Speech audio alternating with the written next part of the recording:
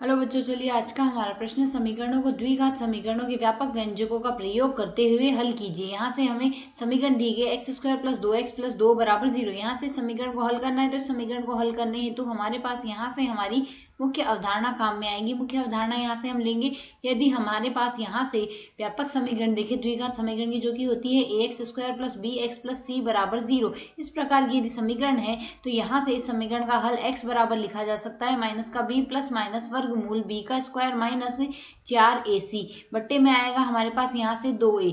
तो यदि हम यहाँ से ध्यानपूर्वक देखें तो हमें समीकरण क्या दी गई है, यह समीकरण दी गई x² + 2x + 2 = 0, जिसकी तुलना हम कर रहे हैं। तो यहाँ से तुलना से x² का जो गुणांक है वह a के बराबर आ रहा है, x का गुणांक है b के बराबर आ रहा है, नियत पद हमारे पास c के बराबर आएगा। तो यहाँ से a b c हमने लिख दिए।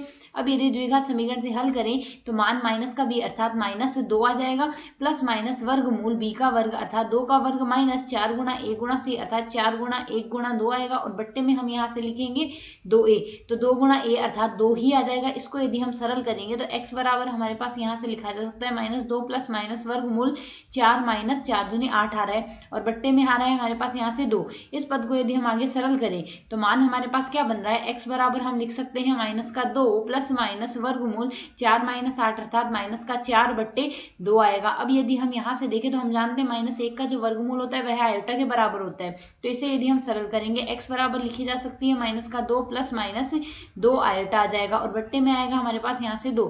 तो x को यदि हम सरल करें x बराबर आएगा -1 प्लस माइनस आयोटा अर्थात x के 2 मान आ गए। एक मान तो आया है x बराबर -1 प्लस आयोटा, वह दूसरा मान हमारे पास x बराबर आया है -1 माइनस आयोटा, जो कि हमारे पास इस प्रश्न के हल है। आशा है समझ आया। धन्यवाद।